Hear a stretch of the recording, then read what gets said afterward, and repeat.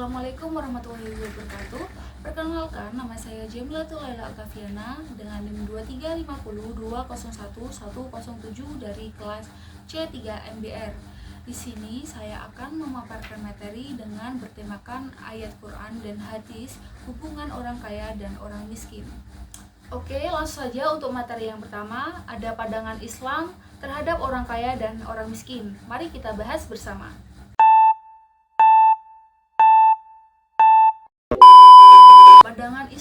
Pandangan Islam itu ada kekayaan. Kekayaan itu ada dua, yaitu sebagai amanah dan sebagai tanggung jawab. Orang kaya itu dianggap sebagai memiliki nilai moral serta spiritual. Dalam pandangan Islam, kita diajarkan dalam Quran serta hadis. Nah, untuk pandangan Islam sendiri, kekayaan itu tidak semerta-merta memiliki kehidupan diri sendiri, melainkan nilai kehidupan di dunia maupun di akhirat nantinya.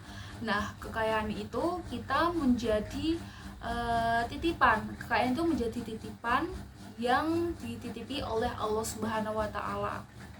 Kekayaan sendiri itu tidak semerta-merta kita memilikinya sendiri dan menghidupi kehidupan kita sendiri, melainkan kita harus saling berbagi kepada orang-orang yang saling membutuhkan, terutama orang miskin. Nah, dalam Quran Allah berfirman dalam surat Adz-Dzariyat ayat 19 yang berbunyi, A'udzubillahi minasyaitonirrajim. Bismillahirrahmanirrahim. Wa fi amwalihim haqqul lis-sa'ili wal mahrum, yang artinya, dan pada harta-harta mereka ada hak untuk orang miskin yang meminta dan orang miskin yang tidak mendapatkan bagian. Oke, dalam surat Adz-Dzariyat ayat 19 tadi itu dijelaskan bahwa harta orang kaya itu terdapat hak orang miskin. Dan begini artinya, orang kaya itu tidak semerta-merta memiliki hartanya itu sendiri atau memiliki harta pribadi itu sendiri, melainkan dia ada kewajiban sosial yang harus terpenuhi. Islam itu memandang bahwa kesenjangan sosial dan ekonomi itu dapat diatasi dengan peranan aktif dari orang kaya. Yang dimaksud adalah orang kaya ini bisa saling membantu kepada orang yang saling membutuhkan atau kurang beruntung dan orang miskin. Nah, dalam prinsip ini itu sudah ditegaskan oleh keadilan sosial dari Allah Subhanahu wa Ta'ala untuk umatnya. Oke, yang kedua terdapat zakat. Zakat itu sudah ditetapkan dalam rukun Islam. Zakat itu diartikan sebagai hak atau kewajiban bagi setiap muslim untuk menyisihkan hartanya.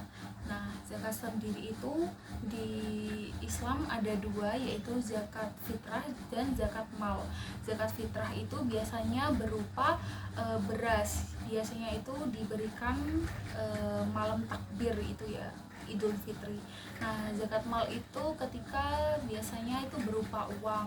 Biasanya dilakukan pas bulan-bulan Ramadan gitu. Fungsi utama zakat itu mensucikan harta dari sifat kikir. Yang kedua adalah menjalin solidaritas antar umat Islam.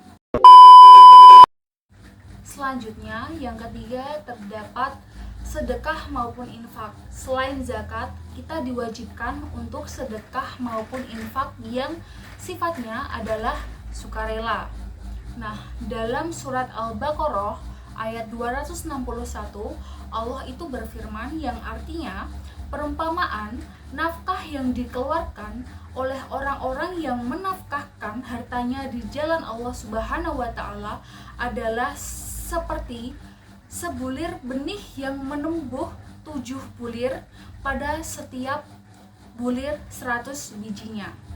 Selain itu, sedekah dan infak itu memiliki manfaat loh, yaitu untuk material kepada penerimanya, tetapi dia juga menghadirkan keberkahan bagi pemberinya. Oke, yang keempat ada membangun kepedulian sosial. Dalam prinsip ukhuwah al-Islamiyah atau persaudaraan Islam itu kita diajarkan bahwa harus saling peduli sesama manusia di umat ini, terutama umat muslim. Nah, Rasulullah SAW bersabda pada hadis riwayat Imam Muslim, yaitu tidaklah beriman seorang yang tidur dalam keadaan kenyang sementara tetangganya kelaparan. Hadis ini itu menunjukkan bahwa terhadap kesejahteraan orang lain merupakan bentuk dari keimanan yang sejati. Selanjutnya, kelima, ada menghindari ketimpangan sosial. Dalam ajaran Islam itu kita diajarkan bahwa kita harus menjaga keseimbangan sosial.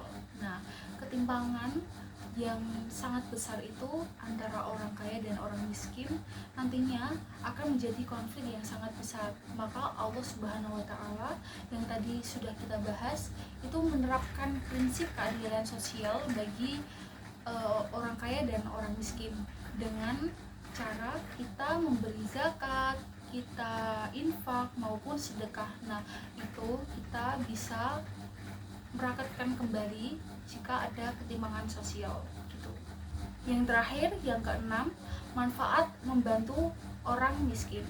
Nah, manfaat membantu orang miskin kan ada banyak, tetapi saya akan menyebutkan 3. Yang pertama, membantu mendekatkan diri kepada Allah. Yang kedua, mensucikan harta serta jiwa kita. Yang terakhir itu membuka peluang rezeki bagi kita semua. Di sini saya akan memberikan contoh peranan orang kaya terhadap orang miskin. Nah, orang kaya, jika kalian menjadi orang kaya, kalian mempunyai saudara, maka bantulah saudara Anda terlebih dahulu. Nah, yang kedua itu, jika kita di lingkup perkampungan, maka kita harus membantu orang yang membutuhkan di lingkungan kita atau tetangga kita. Jika satu kampung itu tidak mau membantu, maka kita semua berdosa.